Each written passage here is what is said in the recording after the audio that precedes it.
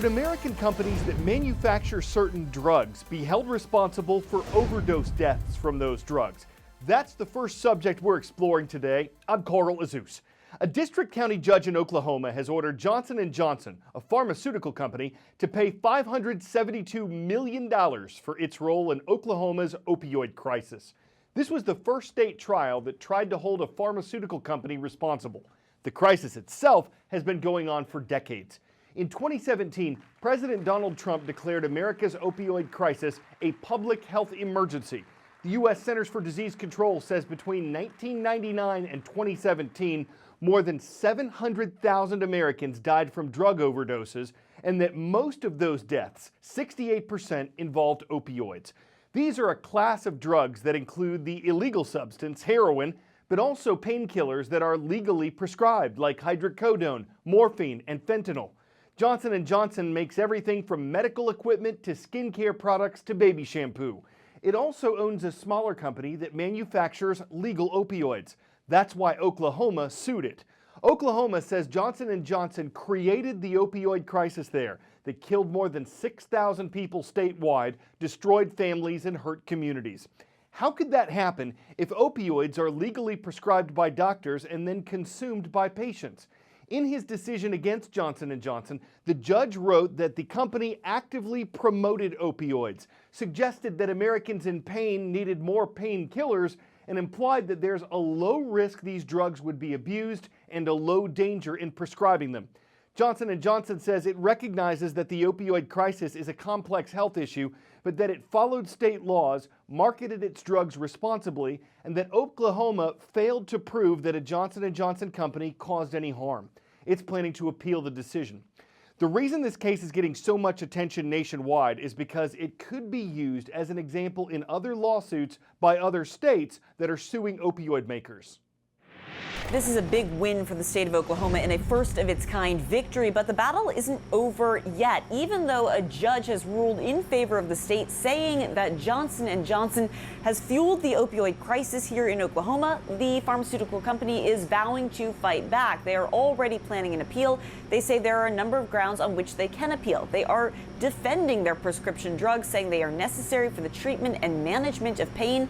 They say they've abided by state and federal laws, and they say they're being turned into a scapegoat for a larger social complex problem. But a judge did order them to pay some $572 million, money that will go toward treatment and prevention of addiction right here in Oklahoma. Of course, the payment won't be made until that appeals process is allowed to happen. But this could have even bigger implications than what's happening right here in Oklahoma. This could be a playbook to be used by other states also going after pharmaceutical companies for driving the opioid crisis, and it could have an impact on a federal trial set to start in October. In that case, there are a couple of thousand plaintiffs all alleging that pharmaceutical companies should be held responsible for their role in a crisis that has killed hundreds of thousands of Americans in a 2-decade period. 10-second trivia. Which of these events occurs on December 21st? First U.S. primary, start of winter, start of Hanukkah, or daylight saving time ends? The winter solstice, aka the first official day of winter, is on December 21st this year. According to the Farmer's Almanac's prediction for this winter, the U.S. is getting ready to take a ride on the polar coaster. Sadly, I didn't write that, they did. And the reason they did is because it's supposed to be cold, what the Almanac calls freezing, frigid, and frosty, at least for most of America. East of the Rocky Mountains, the group says the country will see crazy swings in temperature and plenty of snow in the areas that got it last year. Negative 40 degrees Fahrenheit is possible in the Plains states. The South is expected to be chilly with average or above average precipitation. But as far as the western third of the country goes, the Farmer's Almanac predicts business as usual, cool temperatures with normal amounts of rain and snowfall for 2020. This particular almanac has been around since 1818. Its predictions are based on a secret formula that factors in everything from sunspots to the positions of the planets to the moon's effects on tides. And it calls its long-range predictions, quote, amazingly accurate.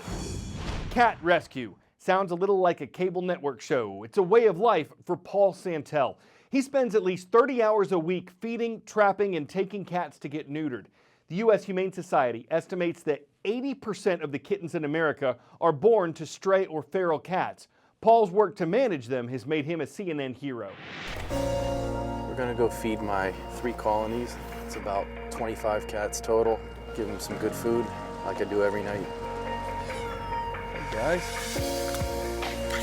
I started doing this because there was a small colony that was feeding. I wanted to do something for this particular group of outside cats. Oh, look at the gang. Saturday nights is like clockwork with these guys. Now I've probably fixed and returned at least 1,000 feral cats in about 4.5 years. My name is Paul Santo, and I go by Paul the Cat Guy. I love to rescue. My main focus is trap, neuter, return, TNR, and rescuing, grabbing cats off the street, saving lives. That's one. With TNR, this is the last generation that has to suffer outside. Got a 2-for-1 kitten special. It was cleared, both of them went in. You have to put some thought into it. He looked and he ran. Good boy. I spend a lot of time outside waiting for these cats to go in the traps. There we go, we got it. This is the mom of the kittens, of the newborns. This is a big litter.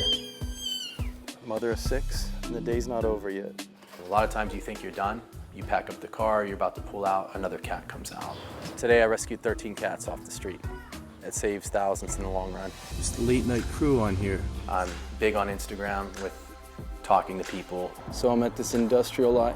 We got 4 adults today and 2 kittens. And there's more cats at this lot. I just like to show people because I'm so excited about the thrill of doing a trapping. It's addicting. So hopefully we get some more cats here today. I'll talk to you guys later, all right? There's a process when you get a cat off the street. You don't know what the cat has. Could have fleas, could have parasites. They need a good look over. How many you have? I have 11, 3 carriers and the rest cages and traps. And once you get them up to a certain physical standard, I take them usually to ASPCA to get spay-neutered, vaccines. It's just better for their overall health.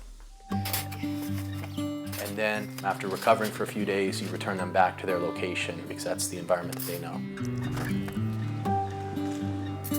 Everyone went left and right. When a cat is truly friendly that I trap, I never put them back outside. And it goes to a foster home, then I put them up for adoption. Hello, baby.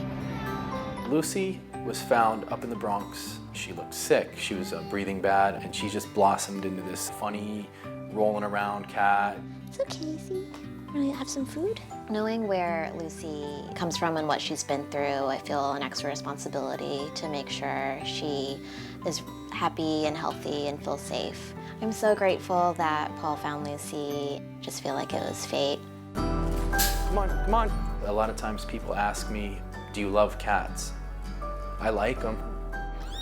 What I like to do more than anything is to save lives.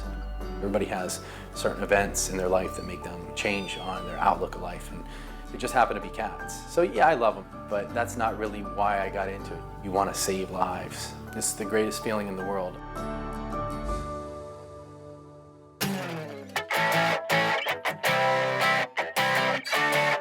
Noah Tingle is getting ready to graduate high school, so he's making the most of his time trying to embarrass his little brother. Whenever the bus drops off Max after school, Noah is there in costume. Firefighter, football player, Santa Claus, Indiana Jones, a sloth. What's become known online as the Bus Brother is just part of a big brother's way of making some fun memories before heading off to college next year. It's like sibling revelry. What better way to show slotherly love when you're a costumer with an Indiana Jonesing to make a bus drop-off simply fantastic, unless you've got to gear up for a year-round Halloween. I'm Carl Azus, and the bus stops here on CNN.